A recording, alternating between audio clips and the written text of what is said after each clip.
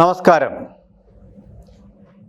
ഇന്നലെ പാർലമെൻറ്റിൽ ബജറ്റിന്മേലുള്ള ചർച്ചയുടെ ഭാഗമായിട്ട് കേന്ദ്ര ധനകാര്യമന്ത്രി നിർമ്മല സീതാരാമൻ അപ്രിയമായ ചില സത്യങ്ങൾ പറഞ്ഞു.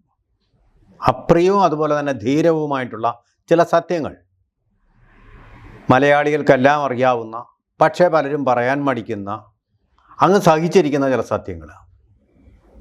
അതിതാണ്: കമ്മ്യൂണിസ്റ്റുകാരുള്ളിടത്തോളം കാലം കേരളത്തിൽ വ്യവസായങ്ങൾ പച്ച പിടിക്കാൻ പോകുന്നില്ല എന്ന് തന്നെയാണ് പറഞ്ഞത്. പച്ച തൊടാൻ പോകുന്നില്ലെന്നൊരു നാടൻ പ്രയോഗമുണ്ട്, അത് തന്നെയാണ് പറഞ്ഞത്. കാരണം നമുക്കിതെല്ലാം അനുഭവബോധ്യമുള്ള കാര്യങ്ങളാണ്. ചരിത്രത്തിൽ രേഖപ്പെട്ട് കിടക്കുന്ന കാര്യങ്ങളാണ്. നമുക്ക് പുറകോട്ടൊന്ന് സഞ്ചരിച്ചാൽ, കമ്പ്യൂട്ടറുകൾ വന്ന കാലം, കമ്പ്യൂട്ടറുകൾ വന്നാൽ തൊഴിലുകൾക്കുള്ള അവസരമില്ലാതാവുമെന്നും പറഞ്ഞ് അത് നശിപ്പിച്ചു. കമ്പ്യൂട്ടറൈസേഷനെ, ഓട്ടോമേഷനെ കംപ്ലീറ്റ് ആയിട്ട് എതിർത്തു. നമ്മൾ അനുഭവിച്ചിട്ടുള്ള കാര്യമാണ്. കമ്പ്യൂട്ടറുകൾ തകർത്തു ഓഫീസുകളിൽ കയറി. എന്നിട്ടോ കൃഷിയിടങ്ങളിൽ കൂട്ടുകൃഷി നടത്താനും അതുപോലെ കാർഷിക ഉൽപ്പാദനം അത് ഏറ്റവും കുറവായിട്ടുള്ള ഒരു സംസ്ഥാനമാണ് കേരളം. കാർഷിക ഉൽപ്പാദനം മാത്രമല്ല, അതിൻ്റെ പ്രൊഡക്ടിവിറ്റി, ഉൽപ്പാദനക്ഷമത അത് വളരെ കുറവാണ്. അതാണ് കാർഷിക മേഖല മുരടിച്ചു പോകുന്നത്. GDP-യുടെ 3% മാത്രം നിൽക്കുന്നത്. 70% പേരും കൃഷിക്കാരാണ്. പക്ഷേ അവരുണ്ടാക്കുന്ന വരുമാനം ദേശീയ വരുമാനത്തിൻ്റെ കേവലം 3% മാത്രമായി അധപ്പതിച്ചതിൻ്റെ കാരണം കാർഷിക ക്ഷമത അല്ലെങ്കിൽ പ്രൊഡക്ടിവിറ്റി, ഉൽപ്പാദനക്ഷമത ഇത് വളരെ കുറവാണ്. അവിടെ ഒരു പരിഷ്കാരവും ഒരു വിപ്ലവവും ആകുന്ന കാര്യമായിരുന്നു ചെലവ് കുറച്ചുകൊണ്ട് ട്രാക്ടറുകൾ പാടശേഖരത്തിലേക്ക് ഇറങ്ങിക്കൊണ്ട് ഓരോ പാടവും പ്രത്യേകമായിട്ട് ഈ കാളകളെ അല്ലെങ്കിൽ പോത്തുകളെ കൊണ്ട് ഉഴുന്ന അല്ലെങ്കിൽ പൂട്ടുന്ന പരിപാടി നിർത്തലാക്കിക്കൊണ്ട് ട്രാക്ടറുകളും ട്രില്ലറുകളും അവ മണിക്കൂറുകൾ കൊണ്ടും ദിവസങ്ങൾ കൊണ്ടും നിർവഹിക്കുന്ന അതേ ജോലി തന്നെ നിമിഷങ്ങൾ കൊണ്ട് നിർവഹിച്ച ശേഷം അവ 1 ഏക്കറിൽ ചെയ്യുന്ന അല്ലെങ്കിൽ 1 ഹെക്ടറിൽ ചെയ്യുന്ന ജോലി 1000 ഹെക്ടറിൽ അതേ സമയം കൊണ്ട് തന്നെ ചെയ്തു തീർത്ത് മടങ്ങിപ്പോകുന്ന തരത്തിൽ കർഷകൻ്റെ ചെലവ് കുറയ്ക്കുന്ന പരിപാടി അത് വന്നപ്പോൾ അതിനെതിരെ ചെങ്കോടിയുമായിട്ട് ചെന്ന് അവയെ പിൻവലിപ്പിച്ചു. കമ്മ്യൂണിസ്റ്റുകാരൻ തന്നെയായ CPIയുടെ ആളായ, വലത് കമ്മ്യൂണിസ്റ്റ് പാർട്ടിയുടെ ആളായിപ്പോയതുകൊണ്ട് TV തോമസ് ജപ്പാനിൽ ടോക്കിയോയിൽ പോയിട്ട് ട്രാക്ടറുകളും ടില്ലറുകളും കേരളത്തിലേക്ക് കൊണ്ടുവരാൻ വേണ്ടിയിട്ടുള്ള ഒരു ഡീലിൽ ഏർപ്പെട്ടപ്പോൾ അതിനെ എതിർത്തുകൊണ്ട് പ്രവർത്തിച്ചവരാണ്, അത് ഗില്ലറ്റിൻ ചെയ്തവരാണ് കമ്മ്യൂണിസ്റ്റുകാർ. അദ്ദേഹം മന്ത്രിയായിരുന്നപ്പോഴത് ചെയ്തത്. പക്ഷേ മന്ത്രിസഭയും മുഖ്യമന്ത്രിയും അന്നത് ഗില്ലറ്റിൻ ചെയ്തു, അതിനെ എതിർത്തു. അത് തൊഴിലാളി വിരുദ്ധമാണെന്ന് പറഞ്ഞു. അങ്ങനെ തൊഴിലാളികൾക്കും കർഷകർക്കും, നാമമാത്ര കർഷകർക്കും ഗുണമായി വരുന്ന എല്ലാ കാര്യങ്ങളും അവർ ഗില്ലറ്റിൻ ചെയ്തു, നശിപ്പിച്ചു. അതിൻ്റെ ഫലമായിട്ട് കേരളം മുരടിച്ചു. കൃഷി മേഖലയിൽ മാത്രമല്ല, വ്യവസായ മേഖലയിലും മുരടിച്ചു. ഈ TV തോമസ് തന്നെ, കമ്മ്യൂണിസ്റ്റുകാരനായ TV തോമസ്, ചങ്കൂറ്റവും തൻ്റെടവുമുള്ള കമ്മ്യൂണിസ്റ്റുകാരനായ TV തോമസ് തന്നെ, അദ്ദേഹം ഒരു തൊഴിലാളി സ്നേഹിയും കൂടായിരുന്നു. മിനി ഇൻഡസ്ട്രി, അദ്ദേഹം വ്യവസായ മന്ത്രിയായിരുന്ന കാലത്ത് മിനി ഇൻഡസ്ട്രിയൽ എസ്റ്റേറ്റുകളെന്ന് പറയുന്ന തരത്തിൽ നമ്മുടെ ഈ സ്റ്റാർട്ടപ്പുകളുടെ ഇന്നത്തെ ഒരു പ്രാഗ്രൂപമായിട്ടുള്ള അത് ഓരോ ഗ്രാമത്തിലും കൊണ്ടുവന്ന സമയത്ത് അവിടെ CITUവിൻ്റെ നേതൃത്വത്തിൽ ചെങ്കൊടി പിടിപ്പിച്ചുകൊണ്ട് അവയെല്ലാം പൂട്ടിപ്പിച്ചു. അല്ല, ഒരെണ്ണം പോലും ഇന്ന് അവശേഷിക്കുന്നില്ല. ആ നഷ്ടക്കച്ചവടമാക്കി മാറ്റിക്കളഞ്ഞു. അങ്ങനെ എവിടെ ഈ തൊഴിലാളി സമരം തൊഴിലാളികളുടെ അവകാശങ്ങൾക്ക് വേണ്ടി മാത്രം നിലകൊണ്ടതിൻ്റെ ഫലമായിട്ട് കേരളത്തിൽ ഒരു വ്യവസായവും വരാതായി എന്ന് മാത്രമല്ല, ഫ്ലൈറ്റ് ഓഫ് ഇൻഡസ്ട്രീസ് എന്ന് പറയുന്ന ആ പ്രതിഭാസം കേരളത്തിൽ നടന്നു. കേരളത്തിൽ നിന്ന് വ്യവസായങ്ങൾ അന്യ സംസ്ഥാനങ്ങളിലേക്ക് ഒളിച്ചോടി തുടങ്ങി, അല്ലെങ്കിൽ പലായനം ചെയ്തു തുടങ്ങും. Flight of industries. എന്തുകൊണ്ടാണ് മലയാള മനോരമയായിട്ടും കണ്ടത്തിൽ കുടുംബവുമായിട്ട് ബന്ധമുള്ള MRF എന്ന് പറയുന്ന MRFിൻ്റെ പേര് അങ്ങനെ ആയത്? മനോരമ റബ്ബർ ഫാക്ടറി അല്ല, മദ്രാസ് റബ്ബർ ഫാക്ടറി ആണെന്നാണ് അവർ പറയുന്നത്. എന്തുമായിക്കോട്ടെ, ആ റബ്ബർ ഫാക്ടറി എന്തുകൊണ്ടാണ് ചെന്നൈയിലേക്ക് പോയത്? കാരണം കേരളത്തിൽ അത് പച്ച പിടിക്കുകയില്ല. റബ്ബർ ഉൽപ്പാദിക്കുന്ന കേരളം, പക്ഷേ വ്യവസായം നടക്കുന്നത് ചെന്നൈ, ഇപ്പോഴത്തെ ചെന്നൈ, അന്നത്തെ മദ്രാസ്. അതുപോലെ തന്നെയാണ് എത്ര തീപ്പെട്ടി വ്യവസായങ്ങളാണ് കേരളം വിട്ട് തമിഴ്നാട്ടിലേക്ക് പോയത്, ശിവകാശിയിലും മറ്റും പോയത്. അതുപോലെ തന്നെ കശുവണ്ടി ധാരാളമായി കൃഷി ചെയ്യുന്ന പ്രദേശങ്ങളായിരുന്നു കണ്ണൂർ പോലുള്ളവ. ഈ കശുവണ്ടി വ്യവസായങ്ങളിൽ പലതും പുറത്തേക്ക് പോയി. ഒന്നുകിൽ തമിഴ്നാട് അല്ലെങ്കിൽ ആന്ധ്രാപ്രദേശിലേക്ക് പോയി.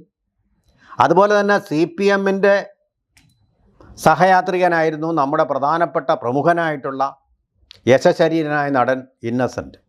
അദ്ദേഹം തന്നെ അദ്ദേഹത്തിൻ്റെ ജീവിതകഥയിൽ പറയുന്നുണ്ടല്ലോ, അദ്ദേഹം ഒരു തീപ്പെട്ടി കമ്പനി സ്ഥാപിച്ചത് കേരളത്തിലല്ല, ചെന്നൈയിലാണ്. അതിൻ്റെ കാര്യം എന്താണ്? ഇവിടെ തൊഴിലാളികൾ മാത്രം നന്നായി മതി, മറ്റ് പൊതുജനങ്ങളും ബഹുജനങ്ങളും മധ്യവർഗക്കാരും ഒന്നും നന്നാവണ്ട എന്നൊരു വ്യവസ്ഥയിലാണ്. ഇതിൻ്റെ ഒരു അപവാദം ഉണ്ടായിട്ടില്ലെന്നല്ല. EMS ആദ്യമായിട്ട് കേരളത്തിൽ ഭരിച്ച സമയത്ത് അദ്ദേഹം മാവൂർ റയോൺസ് എന്ന് പറയുന്ന ഇൻഡസ്ട്രി കൊണ്ടുവന്നു. പക്ഷേ അതിൻ്റെ പാരിസ്ഥിതിക ആഘാതങ്ങളൊന്നും പഠിക്കാതെ അതിനു വേണ്ടി വരുന്ന ഈറ്റ കാട്ടിൽ നിന്ന് നഷ്ടമാവുമ്പോൾ അതിനുണ്ടാകുന്ന പാരിസ്ഥിതിക കുഴപ്പങ്ങൾ, അതുപോലെ തന്നെ അതുമൂലം അവിടെ കൂടി ഒഴുകുന്ന പുഴയ്ക്കുണ്ടാകുന്ന കുഴപ്പങ്ങൾ ഒന്നും പഠിക്കാതെ പാരിസ്ഥിതിക ആഘാത പഠനം അന്നാരും സീരിയസ് ആയിട്ട് എടുത്തിരുന്നില്ല. പരിസ്ഥിതി പ്രവർത്തകർ അന്നുണ്ടായിരുന്നില്ല എന്ന് തന്നെ പറയാം. അതിൻ്റെ ഫലമായിട്ട് അത് കേരളത്തിൻ്റെ ഒരു സംഹാര വ്യവസായമായിട്ട് മാറുകയാണ് ഉണ്ടായത്. അത് നല്ല സംരംഭം തന്നെയാണ്, അത് കൊണ്ടുവന്നത് കൊണ്ട് കുഴപ്പമൊന്നുമില്ല. പക്ഷേ പാരിസ്ഥിതിക ആഘാതം പഠിക്കണം. അങ്ങനെ നമ്മുടെ കാട്ടിലെ ഈറ്റ, ആനയും മറ്റും ആനയ്ക്കും മറ്റും ആഹാരമായിട്ടുള്ള ഈറ്റ, പ്രകൃതി സംരക്ഷണത്തിൽ പ്രധാന പങ്ക് വഹിക്കുന്ന ഈറ്റ ഇല്ലാതാവുകയും കുറേ കാലം കഴിഞ്ഞപ്പോൾ മാവൂർ റയോൺസ് തന്നെ ഇവിടുന്ന് മാറ്റേണ്ടി വരും. അത് ശരിയായിട്ടുള്ള ഒരു സ്റ്റഡി നടത്തിയ ഒരു സംരംഭമാണ്. പിന്നെ ഒന്നും കേരളത്തിൽ തഴച്ചു വളർന്നിട്ടില്ല. അച്യുതമേനോൻ്റെ കാലത്തായ കുറച്ച് കാര്യങ്ങളൊക്കെ മുന്നോട്ട് പോയിട്ടുണ്ടെങ്കിലും അതെല്ലാം പൊതുമേഖലയിലുള്ള സ്ഥാപനങ്ങളായിരുന്നു, വ്യവസായങ്ങളല്ല ഞാൻ ഉദ്ദേശിക്കുന്നത്. അപ്പോൾ ആ തരത്തിൽ വ്യവസായങ്ങൾ ഏതെങ്കിലും ഉണ്ടോ? FACT എന്ന് പറയുന്ന ഒന്നുണ്ട് നമ്മൾ ചൂണ്ടിക്കാണിക്കുന്നത്, അത് വീണ്ടും പച്ചപിടിച്ച് വരുന്നുണ്ട്. പക്ഷേ അത് കേന്ദ്ര പൊതുമേഖലാ സ്ഥാപനമാണ്, കേരളത്തിൻ്റെ ഒരു സംഭാവനയല്ല. കേരളത്തിൻ്റെതായിട്ട് പറയാൻ നമുക്ക് എടുത്തു പറയത്തക്ക പോകുന്നുമില്ല. നഷ്ടത്തിലോടുന്ന സ്ഥാപനങ്ങൾ മാത്രമേ ഉള്ളൂ. ഏതാണ്ട് 12ഓളം കേരളത്തിൻ്റെ പൊതുമേഖലാ സ്ഥാപനങ്ങൾ നഷ്ടക്കച്ചവടത്തിലാണ്. അവയുടെ നഷ്ടവും ശമ്പളവും ഒക്കെ കൊടുക്കുന്നത് സാധാരണക്കാരൻ നികുതി കൊടുത്താണ് നിർവഹിക്കുന്നത്. നന്നാക്കാനൊക്കെ ശ്രമിക്കുന്നു, ഇടയ്ക്കിടയ്ക്ക് പറയാൻ ഒരിക്കലും നന്നാവുകയില്ല. ഇപ്പോൾ വെള്ളൂർ ന്യൂസ് പ്രിൻ്റ് ഫാക്ടറി കേന്ദ്ര പൊതുമേഖലാ സ്ഥാപനമായിരുന്നു, നമ്മുടെ അഭിമാനവുമായിരുന്നു. അത് തെറ്റായ മാനേജ്മെൻറ്റിൻ്റെ ഫലമായിട്ട് നശിച്ച് നാറാണക്കല്ല് വെച്ച് കേരളം ഏറ്റെടുത്തിട്ടുണ്ട്. അത് ലാഭത്തിലാണോ പോകുന്നത്? അവിടെ പമ്പിച്ച തീപിടുത്തം ഉണ്ടായതെന്താ? അതിൻ്റെ ടെക്നോളജിയെപ്പറ്റി ബേസിക്കായിട്ടുള്ള ഐഡിയ ഇല്ലാത്ത ആളുകളെ അവിടെ തലപ്പത്ത് വെച്ചുകൊണ്ടാണ്. അങ്ങനെ സഖാക്കന്മാരെ തലപ്പത്ത് വെച്ച് കഴിഞ്ഞാൽ ഒരു സ്ഥാപനത്തെ മുന്നോട്ട് നയിക്കാൻ കഴിയുകയില്ല. അതാണ് അതിൻ്റെ കാര്യം. ഇപ്പോൾ അതൊന്നും വരാതെ വന്നപ്പോൾ ഇപ്പോൾ കിഫ്ബി എന്ന് പറയുന്ന ഒരു സംരംഭം കേരള ഗവൺമെൻറ് ആരംഭിച്ചിട്ടുണ്ട്. അതെല്ലാം സഖാക്കന്മാരാണ്. അവരെ വെച്ച് കഴിഞ്ഞാൽ ഇത് കടമെടുക്കാനുള്ള ഒരു എക്സ്ക്യൂസായിട്ട് മാത്രമേ മാറുകയുള്ളൂ. അവിടെ വേറൊരു കാര്യം കൂടി പറയാനുണ്ട്. ഈ കിഫ്ബി എടുക്കുന്ന കടം കൂടി കേരള സംസ്ഥാനം എടുക്കുന്ന കടമായിട്ട് കണക്കാക്കുമായിരുന്നു. അതുതന്നെയാണ് ഇപ്പോഴും 16ാം ധനകാര്യ കമ്മീഷനും ശുപാർശ ചെയ്തിരിക്കുന്നത്, അങ്ങനെ വേണമെന്ന്. പക്ഷേ കേന്ദ്രം കാരുണ്യപൂർവ്വം അത് തൽക്കാലം ഉൾപ്പെടുത്തണ്ട എന്ന് പറഞ്ഞ് അംഗീകരിക്കേണ്ടതാണ് കേന്ദ്രം ധനകാര്യ കമ്മീഷൻ്റെ ശുപാർശകൾ. കാരണം വിദഗ്ധമായിട്ട് പഠിച്ചു പറയുന്നവയാണ് പറഞ്ഞിരിക്കുന്നത്. അതിനെ കേരളത്തിൻ്റെ കടമായിട്ട് തൽക്കാലം നമ്മൾ കണക്കാക്കുന്നില്ല. കേരളത്തിന് വലിയൊരു അനുഗ്രഹമാണ് കേന്ദ്രം നൽകിയിരിക്കുന്നത്. ഇതിനെപ്പറ്റി ഒരു വാക്ക് പറഞ്ഞതായിട്ട് നമ്മൾ കേട്ടിട്ടുണ്ടോ? അതുപോലെ തന്നെയാണ് കേന്ദ്രം ആവിഷ്കരിച്ച ചില പദ്ധതികൾ, ചന്ദനം, റബ്ബർ, കാപ്പി, സുഗന്ധവ്യഞ്ജനം, ഇതിനെല്ലാം പരിപാടിയുണ്ട്. അതുപോലെ തന്നെ മിനറൽ കോറിഡോർ, അതിന് നമുക്ക് വലിയ സഹായം ചെയ്യുന്നതാണ്. അതുപോലെ തന്നെ ബയോ പാർക്ക്, അത് കേരളത്തിന് പ്രോജക്റ്റ് സമർപ്പിച്ച് നേടാവുന്നതാണ്. അങ്ങനെ പല കാര്യങ്ങളും നമുക്ക് നേടാനും സാധ്യതയുള്ളതുമായിട്ടിരിക്കുന്നു. റെയിൽവേയുടെ കാര്യത്തിൽ അവഗണിച്ചു എന്ന് പറഞ്ഞത്, അത് റെയിൽവേയുടെ മന്ത്രി അത് എന്താണ് അതിൻ്റെ അവസ്ഥ എന്ന് ശരിയായിട്ടുള്ളൊരു ചിത്രം നമുക്ക് നൽകിയിട്ടുണ്ടല്ലോ. ഇതുവരെ ഒരു ഗവൺമെൻറ്റും കൊടുക്കാത്ത തരത്തിലുള്ള സഹായമാണ്, സാമ്പത്തിക സഹായമാണ് അക്കാര്യത്തിൽ കേന്ദ്രം നമുക്ക് നൽകിയിരിക്കുന്നത്. അദ്ദേഹം പറഞ്ഞു, അതിനെ കണ്ടസ്റ്റ് ചെയ്തില്ലല്ലോ കേരളത്തിൻ്റെ റെയിൽവേയുടെ ചുമതലയുള്ള മന്ത്രി. ഏറ്റവും കൂടുതൽ ഏതാണ്ട് 3000 കോടി രൂപയിലധികം ആണ് ഇപ്പോൾ കേരളത്തിലെ റെയിൽവേ വികസനത്തിനായിട്ട് നൽകിയിരിക്കുന്നത്. അതായത് നമ്മുടെ റെയിൽവേ മുഴുവൻ 3 ട്രാക്ക് ആകാൻ വേണ്ടി പോവുകയാണ്. ടിപ്പർ 2 ഡബിൾ ലൈൻ എന്നുള്ളതാണ്. അതിനും അപ്പുറത്തേക്ക് 3 ലൈൻ ആയിട്ട് പോയിക്കൊണ്ടിരിക്കുന്ന, 3 ട്രാക്കായിട്ട് പോയിക്കൊണ്ടിരിക്കുന്ന ഒരു വ്യവസ്ഥ വന്നു കഴിഞ്ഞാൽ നമ്മുടെ ഗതാഗതം സുഗമമാവും, യാത്ര സുഗമമാവും. ആ രീതിയിലാണ് ഗവൺമെൻറ് ചിന്തിക്കുന്നത്. ഇതിന് വേണ്ടുന്ന ഒരേ ഒരു കാര്യം സ്ഥലം ഏറ്റെടുത്ത് കിട്ടുക എന്നുള്ളതാണ്. വീതി വർദ്ധിപ്പിക്കേണ്ടി വരും. വീതി വർദ്ധിപ്പിക്കുമ്പോൾ സ്ഥലം ആരുടെ ഏറ്റെടുക്കുന്നു അവർക്ക് മാർക്കറ്റ് വിലയുടെ 3 ഇരട്ടിയാണ് കിട്ടുന്നത്.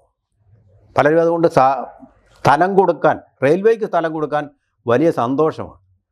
അതൊന്ന് ഉപയോഗപ്പെടുത്തിയാൽ മാത്രം മതി.